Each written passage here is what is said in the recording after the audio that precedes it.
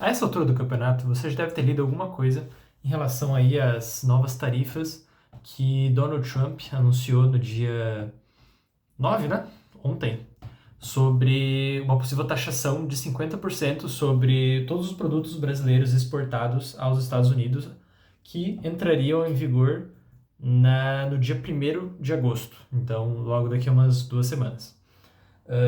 E muito tem sido discutido em relação a qual que é exatamente o teor dessas novas tarifas, e principalmente em relação ao contexto geopolítico em que essa tarifa foi anunciada, e principalmente uma questão de jogos de dois níveis que a gente pode analisar aqui nessa situação, em que as tarifas elas têm tanto uma implicação para a posição internacional do Brasil, quanto da posição nacional do Brasil, e a gente pode fazer um paralelo em relação à posição doméstica dos Estados Unidos e a posição externa do país.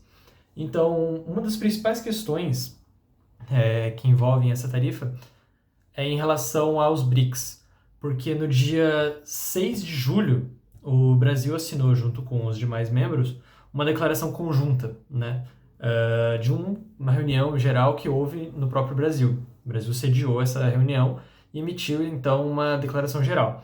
E se você for ler essa declaração geral, ela parece um pouco mais radical em relação às posições históricas desse bloco, né, que é um bloco extremamente heterogêneo, então você vai ter países que vão desde uma orientação muito voltada a um antigo mundo socialista, comunista, etc. Você tem a China, você tem o Vietnã como sendo um estado parceiro, etc. Desde países que se propõem a ser, Cuba, né, que também é um estado parceiro, como também países que se propõem democráticos, né, como o Brasil, etc. Então você tem uma variedade muito grande de países. Você tem reinos, você tem democracias, você tem repúblicas islâmicas tentando fazer parte, etc. Então é realmente um bloco bastante curioso, né, para o Brasil fazer parte. O que isso diz, né, no contexto mais geral? E além dessa questão do BRICS, né, então a gente pode identificar que o Trump já vinha numa escalada de declarações em relação ao bloco, falando, por exemplo, que qualquer país que cogitasse se desdolarizar a sua economia e tal, passaria por sanções. Então você já tem esse contexto externo muito forte, e você tem uma mensagem muito expressiva para o Brasil, porque parece que nesse governo, né, Lula 3, você tem uma intensificação da posição brasileira no que diz respeito a posições do sul global, digamos assim. Então, só para dar alguns exemplos, 3, para ser mais claro, de questões bastante recentes. Você tem posições cada vez mais firmes do Brasil em relação ao Estado de Israel, sendo o Brasil uma das poucas democracias que se pretendem ocidentais ao redor do mundo, que chamam, por exemplo, o governo de Israel de genocida, as posições de Israel como de genocida. Vários países do mundo evitam, por exemplo, usar esse tipo de termo e tal, enquanto o Brasil está utilizando, né? Você tem, por exemplo, a posição que o Brasil tomou em relação ao ataque de Israel e dos Estados Unidos ao Irã, né, mês passado. Além disso, você tem a posição histórica que o Brasil vem tendo em relação ao conflito na Ucrânia. Então, todas as recusas do Brasil de condenar os ataques e tal.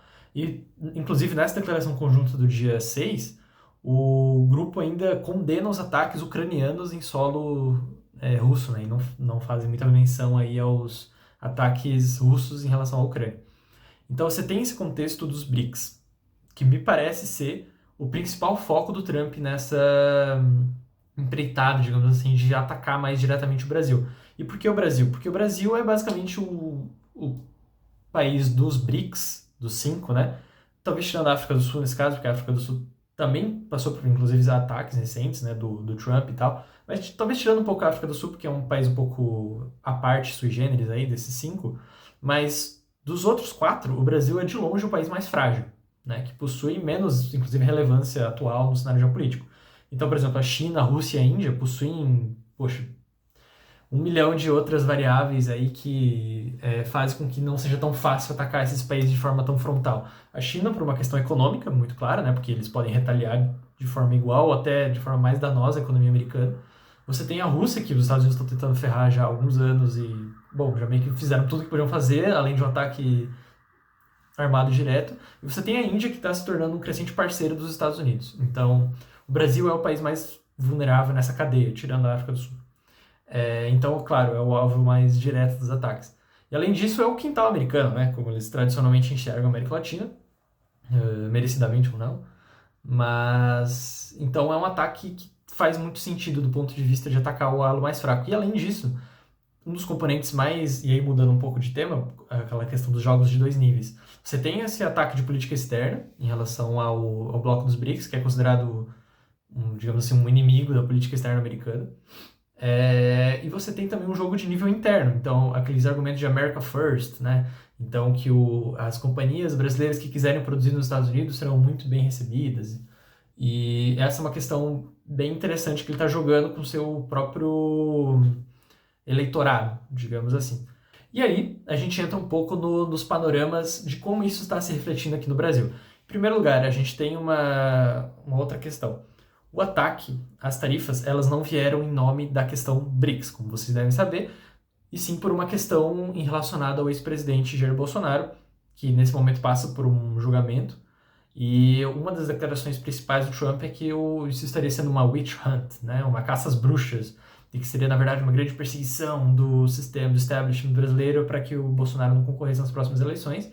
E o filho dele, Eduardo Bolsonaro, que já está nos Estados Unidos há alguns anos, não, né? Mas alguns meses aí, se dizendo que estava fazendo lobby, tentando conectar com os americanos e tal. Ele, inclusive, já está cantando vitória em relação a isso.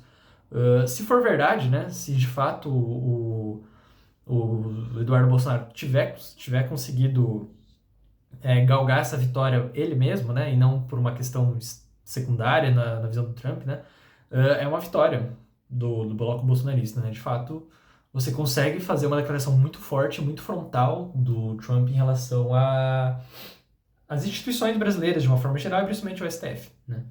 Então, é uma vitória considerável. Claro, a gente tem que observar como isso vai se refletir nas próximas semanas, nos próximos dias, porque a minha opinião, né, no final das contas, é que dificilmente essas tarifas vão ser aplicadas. Porque é uma estratégia muito clássica do Trump, assim, esse negócio do morder e assoprar depois. Então, primeiro você faz uma puta de uma ameaça, fala que vai taxar em 20 milhões de por cento em determinado país, depois você vai negociando, e, enfim, chega num tipo de acordo intermediário que às vezes era o próprio objetivo principal da negociação. Então, eu sinceramente não acho que o Brasil realmente vá sofrer essa sanção aí essas tarifas, perdão, de 50%. Mas é um negócio a ser observado, porque se acontecer, e é um tema que eu vou falar daqui a pouco, quais que vão ser as principais empresas ou indústrias que vão ser afetadas por essas tarifas, né? Então, essa é a primeira questão. O que foi exatamente o ataque às tarifas? Se foi por uma questão realmente de a defesa, né, de um aliado, no caso do Trump em relação ao Bolsonaro, ou se isso foi mais digamos assim, um ganho secundário em relação a isso, sabe? Que essa é a minha posição. Eu acredito que essa tenha sido uma medida que o Trump pensou de forma estritamente econômica e política, de forçar o Brasil a tomar uma posição, ou Estados Unidos ou BRICS, ou seja, radicalizar um pouco essa questão e botar o governo Lula numa fogueira, né? Mas que também e aí eu penso no seguinte, né? Já que estamos aqui, já vamos dar essa declaração conjunta aí a um antigo aliado, porque nos últimos meses o Trump tinha evitado um pouco falar do Bolsonaro, até porque ele tinha outras coisas em pauta, né? Esse dia, toda a questão de Gaza, toda a questão do Irã. Então, claro que o Bolsonaro não é exatamente a prioridade.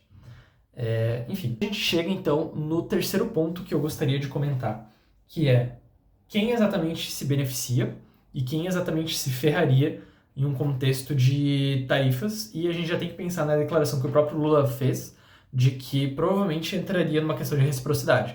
Ou seja, se o Trump taxar, a gente vai taxar de volta. Então, é difícil pensar em que setores se beneficiariam de uma situação como essa. Talvez a gente pode pensar em algumas indústrias nacionais brasileiras que veriam um aumento dos preços internacionais, então teriam um mercado um pouco mais protegido, mas principalmente a gente teria que pensar nos setores que ou que não teriam tantos impactos e os setores que seriam mais prejudicados. Em primeira mão, eu acredito que os setores menos impactados sejam talvez os principais setores da pauta externa brasileira. Então, se a gente pensar no agronegócio brasileiro, na exploração mineral, os grandes mercados consumidores dessa produção não são os Estados Unidos, principalmente a China e também o mercado asiático de forma geral, né? Então, Vietnã, Tailândia e tal, que são países que compram bastante produto brasileiro. soja, milho, minério de ferro, etc. Mas principalmente a China. Então, esses mercados, digamos assim, mais primários de commodities, eles seriam talvez menos afetados, certo? O que é, de certa forma, até um resultado um pouco paradoxal, né? Porque você pensa, normalmente o discurso que se faz ao redor da China, o crescimento chinês e tal, é que é um crescimento que beneficiaria a indústria brasileira, mas na verdade a pauta externa Brasil-China ela é bastante desbalanceada em termos de valor agregado, né? Então o Brasil exporta muitas coisas com baixíssimo valor agregado por tonelada e tal, enquanto importa produtos bastante caros, né? Então chips, computadores, eletrônicos e tal. A China chega a concentrar mais de 90% das importações brasileiras desse tipo de produto. Enquanto, se você for avaliar, aqui eu estou com aberto o sistema de dados do Ministério do Comércio, né, o MDIC. Se você for pegar, por exemplo, quais são os produtos que o Brasil exporta, em sua maioria, para os Estados Unidos. Não são produtos primários, também não são produtos assim, nossa, grandes produtos industrializados, de alto valor agregado, não exatamente, mas são produtos que demonstram um valor maior do que em comparação à pauta externa brasileira em relação à China. Então a gente pega, por exemplo, os principais produtos em valor FOB, né? Não por tonelada. O valor FOB, que é o valor da mercadoria, né? O free on board e tal. Você tem os óleos brutos de petróleo, ou seja, petróleo bruto, não refinado. Você tem produtos siderúrgicos, principalmente ferro-gusa, que é a forma mais simples de produto siderúrgico, né? Que é um produto, mas ainda assim é um produto que tem um processo industrial e tal. Você tem veículos aéreos, ou seja, aviões, veículos espaciais e tal, principalmente motivado pela Embraer.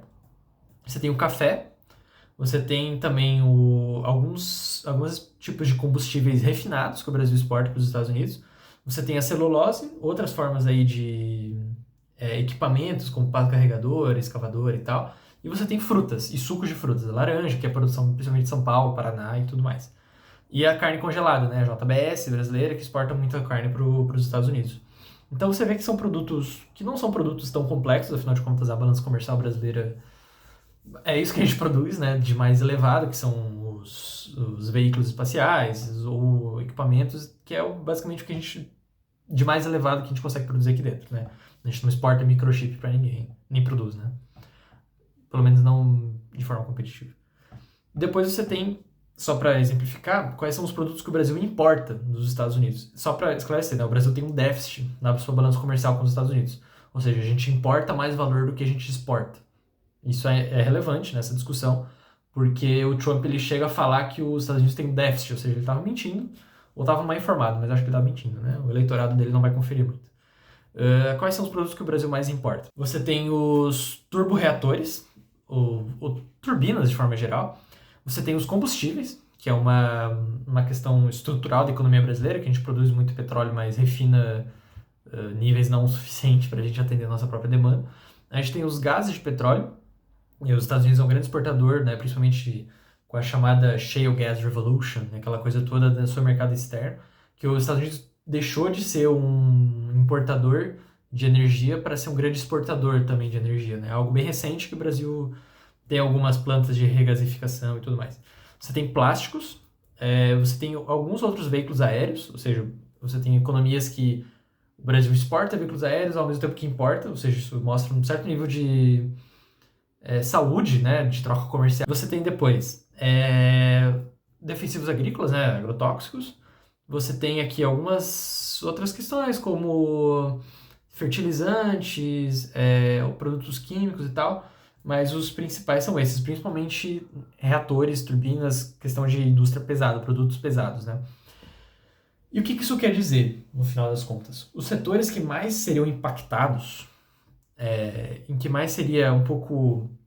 Claro que a gente teria que fazer uma análise setorial, afinal de contas os setores eles têm diferentes capacidades de outsourcing, né? Ou seja, mudar um pouco a planta, ou fazer algum truque comercial para pagar um pouco menos de tarifa, ou poder de lobby mesmo para negociar uma saída, ou uma exceção às tarifas, né? Algo que o Trump está fazendo bastante, assim, de negociar caso a caso, né? Que inclusive é uma característica do unilateralismo, né? Você não tem uma regra geral para todo mundo, e sim você vai analisando caso a caso o que eu quero fazer na minha política externa, o que esse país vai ter, o que ele não vai ter e tal. Uma característica do Trump, né? Essa ideia de cada um vai ter uma condição diferente de negócio, né? Beleza. Os setores mais influenciados, então, vão ser os setores industriais. Não vai ser o agronegócio malvadão, não vai ser a Vale, não vai ser nenhuma dessas empresas que a gente tradicionalmente associa com o comércio internacional. Inclusive, esse é um erro, assim, que muita gente está falando, que tipo, agora o agro vai bater no Lula, porque o agro, pô, vai entrar numa crise. Que está numa discussão muito grande aqui no Brasil, né, em relação a quem que vai arcar com o custo político dessas ações do Trump. Porque, claro, o bloco bolsonarista vai jogar no Lula, né, falando que é culpa dele, porque eles estão realmente fazendo uma perseguição e porque ele está se afastando cada vez mais do mundo livre, etc. Enquanto isso, o Lula vai jogar no Bolsonaro, falando que, bom, ele está sendo completamente antipatriota, afinal de contas, o bloco bolsonarista está lá negociando uma espécie de ameaça, né, a economia brasileira, né, os negócios brasileiros, o que, inclusive, é uma pauta que eu vi algumas pessoas discutindo. Se o Bolsonaro, pessoa física, né, o Jair Bolsonaro, ele tá realmente tendo uma relação com isso tudo, ou se isso foi uma coisa que saiu um pouco pela culatra, assim. Eu já vi inclusive declarações de pessoas próximas a ele, né, falando que, cara, talvez ele não quisesse muito isso que tá rolando, assim. Parece ou ter sido alguma coisa do filho, né? Eles não são a mesma pessoa, apesar de serem pai e filho, né? Ou uma coisa assim que o Trump meio que tirou da cabeça, assim, sabe? Falou tipo, agora eu vou jogar lenha nessa fogueira, porque ele já estava numa discussão muito grande com o STF, né, em relação às Big Techs, aquela coisa toda da proteção às empresas americanas que negociam no Brasil, né?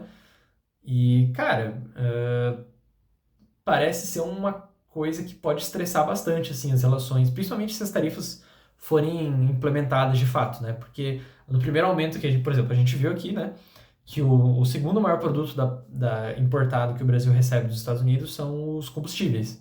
Você pensa, porra, no primeiro momento que a gente tiver um aumento sei lá, 50% no preço da gasolina, claro que a relação não é, a elasticidade não é 1 para 1, né? Pode aumentar para mais, inclusive, porque esses custos podem ser repassados de outra forma e tal.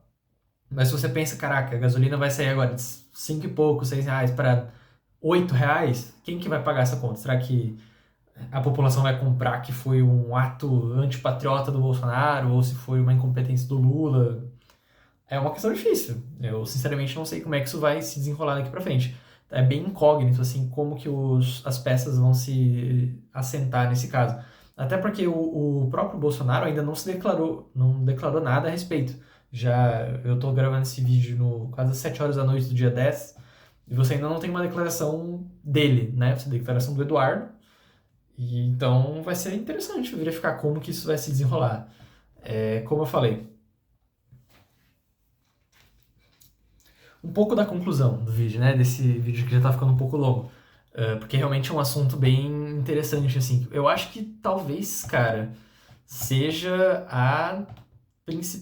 o principal fato, assim, que tenha ocorrido na política externa brasileira desse ano, sabe?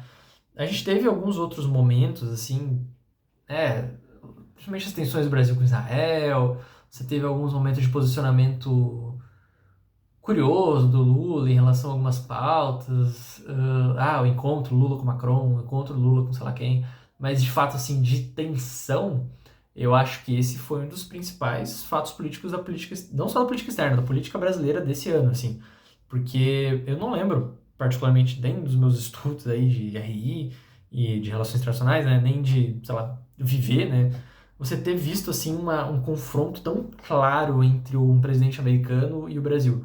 Talvez durante a pandemia, assim, aqueles posicionamentos do Biden mais pro final, em relação ao que o Bolsonaro fez, mas nem. Ou da União Europeia em relação ao que o Brasil faz, sei lá, em termos ambientais, umas coisas assim. Mas mesmo assim, cara, eu acho que é um fenômeno, assim, porque você tem não apenas uma declaração política em relação a algo que está acontecendo no Brasil, né, que no caso é o julgamento do Bolsonaro, mas como você tem também você anexa a essa declaração uma ameaça, né? Cara, eu vou usar o meu poder econômico, como o pessoal acadêmico gosta de chamar, né? O meu poder geoeconômico, o meu poder de moldar o comércio e tal, para ferrar com o seu governo. Então, assim, ou você desiste dessa witch hunt aí que você tá fazendo, ou a gente vai chegar e vai 50%, vai fazer o Brasil ser talvez Eu não sei se seria o país mais taxado pelos Estados Unidos, mas seria um dos países mais taxados, né? O que, cara, seria uma derrota gigantesca para a diplomacia brasileira. Porque uma das pautas, o Brasil ele sempre teve muitas pautas internacionais, né? Mas principalmente depois da Constituição de 88 e dessa nova república, a pauta comercial talvez tenha sido assim a principal pauta do Itamaraty, né? Você tem, claro, a pauta de direitos humanos, a pauta de paz internacional, você tem as tentativas de se posicionar cada vez mais como o grande protetor, meio ambiente, né? As pautas ambientais, Rio 92, aquela coisa toda. Mas a pauta comercial, ela sempre foi muito relevante, assim. Você pega tudo que o Brasil fez na OMC, inclusive contra os próprios Estados Unidos, algumas vezes, né? Caso do suco de laranja, algodão e tal. Então você receber, assim, uma tarifa de 50% na lata, assim, do principal mercado consumidor do mundo, próximo da China e tal, claro, é um negócio, porra, tenebroso, né? E outra discussão também que a gente poderia fazer é como que isso vai afetar as relações do Brasil com o bloco, com os BRICS, né? Que, no final das contas, cada vez mais vem se demonstrando como um bloco de expansão chinês, né? Então, é a forma da China, digamos assim, criar o seu próprio multilateralismo, né? A China vem se demonstrando um país muito defensor das instituições multilaterais. Afinal de contas, foi quando ela se tornou a China que a gente conhece, né? A China não cresceu num mundo muito protecionista. A China passa a se desenvolver, até certa forma um paradoxo, né, da economia chinesa, né? Que é uma economia extremamente fechada, extremamente regulada, estatal, e ao mesmo tempo ela se desenvolveu de uma forma, né, pujante, justamente no contexto de desregulamentação do comércio na década de 80, né? No neoliberalismo, aquela coisa Thatcher, Reagan e tal. Então, foi ali que a China se tornou a China moderna, né? Então, claro que ela vai defender aquelas instituições, aquelas formas de governança, só que, ao mesmo tempo, isso pode dar uma radicalização muito forte em relação ao que o Brasil vai fazer, sabe? E é isso que eu tenho um pouco de temor, assim, em relação ao como que o Itamaraty, como que o Lula vai agir nesses próximos dias, assim. Porque o Itamaraty, como uma instituição, né, ela tem posições normalmente mais diplomáticas, né, obviamente, do que o executivo, né? Então, enquanto o Lula tá lá falando várias coisas em relação a, sei lá, Israel, Rússia, Irã, China, essas coisas todas, o Itamaraty muitas vezes tem uma posição mais, olha, calma, não é bem assim, né? A gente é BRICS, mas a gente também, pô, estamos aqui na América Latina, né? Nós somos democracias ocidentais, né? Ou pelo menos propomos a ser. Nós somos defensores dos direitos humanos universais, né? O que é meio foda quando você tá no bloco com, sei lá, alguns países aí, né? Então, você tem essa tensão entre o que alguns discursos mais radicais do Lula, que inclusive falando de adotar uma moeda dos BRICS, uma coisa assim, que só o Lula comprou, né? Então, cara, vai ser bem interessante ver como é que isso vai se desenrolar. No mais é isso, então eu acho que para um vídeo único, assim, tá bem... deu para cobrir bastante coisa. Nos próximos dias a gente vai desenrolar o que vai acontecer. Se inscreve aí no canal, eu sei que tem bem pouca gente inscrita. Comecei a fazer esse canal faz bem pouco tempo, então eu tô gravando no meu celular com um fone meio improvisado assim, mas vai melhorar. Eu vou fazer vídeos cada vez mais constantes aqui, fazendo notícia ou vídeos um pouco mais longos em relação a algum tema, sei lá, de interesse ou que alguém tenha pedido, assim. Então é isso, se inscreve aí, deixa o comentário, like, o que você acha aí desse imbróglio todo. E basicamente, cara, se a gente tá fudido. Se isso aí for pra frente, eu acho que isso vai ferrar com a gente, não só no sentido direto comercial, né, a nossa balança comercial, mas internamente isso vai erodir muito, assim, o Estado brasileiro, e principalmente pensando nas eleições do ano que vem. Então é isso, fechou. Muito obrigado. Tchau.